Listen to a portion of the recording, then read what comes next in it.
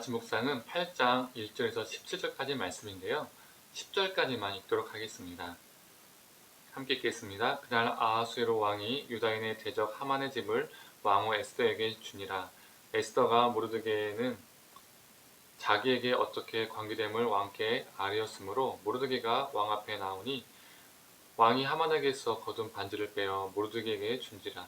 에스더가 모르드게에게 하만의 집을 관리하게 하니라. 에스더가 다시 왕 앞에서 말씀하며 왕의 발 아래 엎드려 아각 사람 하만이 유다인을 해하려 한 악한 꾀를 제거하기를 울며 구하니 왕이 에스더를 향하여 금규를 내미는지라. 에스더가 일어나 왕 앞에 서서 이르되 왕이 만일 즐거워하시며 내가 왕의 목전에 은혜를 입었고 또 왕이 이 일을 좋게 여기시며 나를 좋게 보실진대 조서를 내리사 아각 사람 함므다다의 아들 하만이 왕의 각 지방에 있는 유다인을 진멸하려고 꾀하고 쓴 조서를 처리하소서. 내가 어찌 내 민족이 화당함을 참아 보며 내 친척의 멸망함을 참아 보리까니. 아하수로 왕이 왕후 에스더와 유다인 모르드게에게 이르되 하만이 유다인을 살해하려 함으로 나무에 매달렸고 내가 그 집을 에스더에게 주었으니 너희는 왕의 명의로 유다인에게 조서를 뜻대로 쓰고 왕의 반지로 인을 칠지어다. 왕의 이름을 쓰고 왕의 반지로 인친 조서는 누구든지 처리할 수 없음이니라 하니라. 그때 시한월 곧 3월 23일에 왕의 서기관이 소집되고 모르드게가 시키는 대로 조서를 써서 인도로부터 구스까지 127지방 유다인 대신과 지방 관원에게 전할세. 각 지방의 문자와 각 민족의 언어와 유다인의 문자와 언어로 쓰되 아하수에로 왕의 명의로 쓰고 왕의 반지로 인을 치고 그 조서를 역졸들에게 붙여 전하게 하니 그들은 왕궁에서 길러서 왕의 일에 쓰는 준말을 타는 자들이라. 아멘. 아침 묵상에 함께 하시는 우리 모든 성도님들에게 하나님의 평강이 있기를 간절히 소망합니다. 하만이 사형을 당하고 왕은 하만의 집을 에스더에게 주죠. 그 당시 페르시아에서는 죄인들의 재산은 왕의 소유가 되는데 하만의 재산도 왕에게 귀속이 된 것입니다. 그리고 그 왕은 그 하만의 집을 에스더에게 줍니다. 또한 에스더는 자신과 모르드게의 관계를 왕에게 말하고 그 이야기를 들은 왕은 모르드게를 불러서 자신의 반지를 모르드게에게 줍니다. 즉 왕의 반지는 왕권을 의미하는데 반지를 준다는 것은 왕의 권세를 위임하고 나라를 대리하라는 뜻이죠.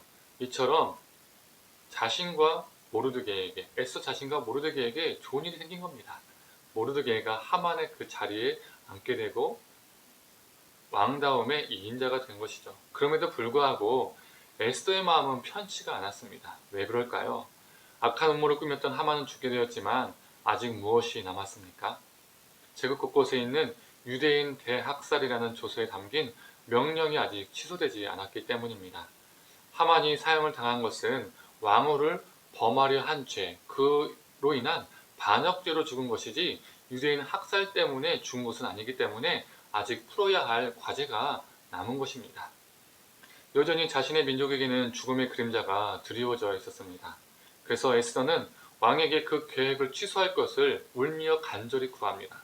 그런데 문제는 이 대학살 계획을 취소하고 싶어도 무효화하고 싶어도 할 수 없다는 것이죠. 그 이유는 지난 아침 묵상에도 언급했지만 왕의 반지로 인친 조서는 누구든지 처리할 수 없기 때문입니다. 왕은 내가 반지를 주었으니 알아서 하라는 식으로 발뺌을 합니다. 이게 아하수에로의 늘 방식입니다.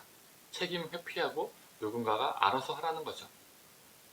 이때 왕의 반지를 가진 모르드게는 유대인을 살릴 수 있는 방책을 마련합니다. 자신들의 생명을 보호하기 위해서 방어할 수 있고 자신들을 죽이려 하는 대적이 있다면 공격할 수 있는 내용의 조서를 만들어서 제국 곳곳에 반포하죠. 첫 조서의 내용은 왕의 명령에 의해서 자신들이 죽임을 당하는 것이기 때문에 방어할 수가 없었습니다. 방어한다는 것은 왕의 명령을 거스르는 것이고 이는 반역이 되기 때문이죠. 살아도 반역자가 되는 것이고 또 결국에는 또 죽는 것입니다. 그냥 죽느냐 반역자로 죽느냐 이것의 차이만 있을 뿐 결과는 죽는 것이라는 거죠. 그런데 두 번째 조서로 인하여서 자신들을 죽이려 하는 대적자가 있다면 방어해도 괜찮고 그것이 아무런 죄도 되지 않게 되었다는 것입니다. 또한 첫 조서의 근거에서 자신들을 죽이려 하는 대적자가 있다면 공격하고 그들의 재산을 빼앗을 수도 있게 된 것이죠. 이 조서의 내용은 유대인들이 다른 민족을 대학살하라는 명령의 조서가 아닙니다. 그러면 하만과 전혀 다를 게 없다는 것이죠. 두 번째 조서는 첫 조서의 내용을 무효화시키지는 못하지만 첫 조서의 내용을 무력화시키는 조서였던 겁니다. 첫 조서의 내용이 여전히 유효한다 할지라도 힘없는 조서가 되어서 무용지물이 되는 것이죠. 결국 하만이 만든 조서는 죽음의 조서였지만 모르드게가 만든 조서는 생명의 소식이었습니다. 두 번째 조서가 전국 곳곳에 반포되니 어떤 일이 일어납니까? 15절에서 17절을 보면 페르시아 수도인 이 수산성에는 즐거움과 기쁨이 넘쳤고 유대인들에게는 영광과 즐거움과 기쁨과 존귀함이 찾아왔다라고 말하고 있습니다. 왕의 명령이 담긴 조서가 도착한 제국 곳곳에서 많은 사람들이 유대인이 되어지는, 즉 유대교로 들어와지는 역사가 일어났다는 것입니다. 즉 하나님을 믿게 되었다는 것이죠. 그 당시 유대인은 아브라함의 혈통만이 될 수 있는 것이 아니었습니다. 이방인들도 하나님을 믿고 할례 등 몇 가지의 규례를 거치면 유대교의 유대인이 될 수 있었습니다.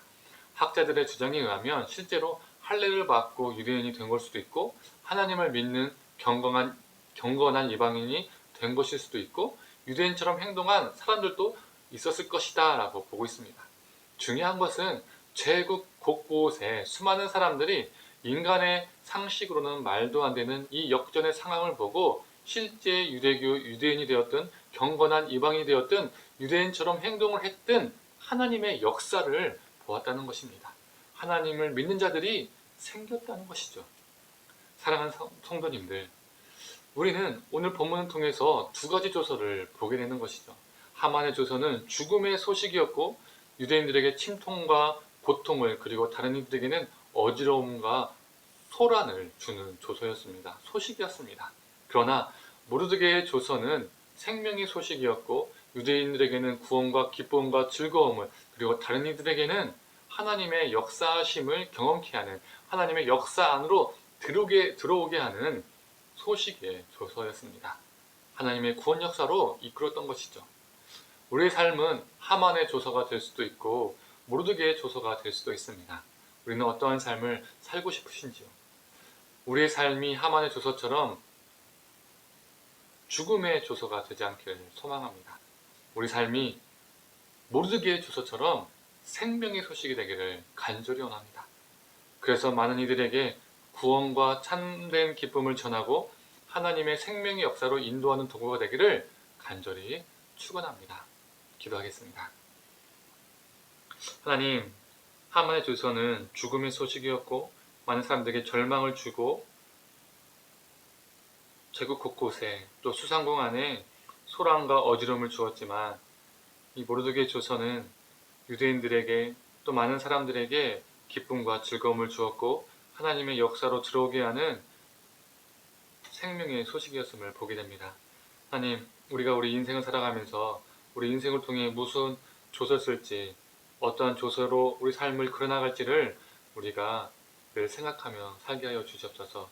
죽음의 조서, 하만의 조서가 아닌 생명의 조서, 모르드게의 조서를 우리 삶으로 그려낼 수 있는, 써 나갈 수 있는 그러한 인생이 되게 하여 주시옵소서. 감사드리며 사랑에 많으신 예수님의 이름으로 기도드립니다. 아멘.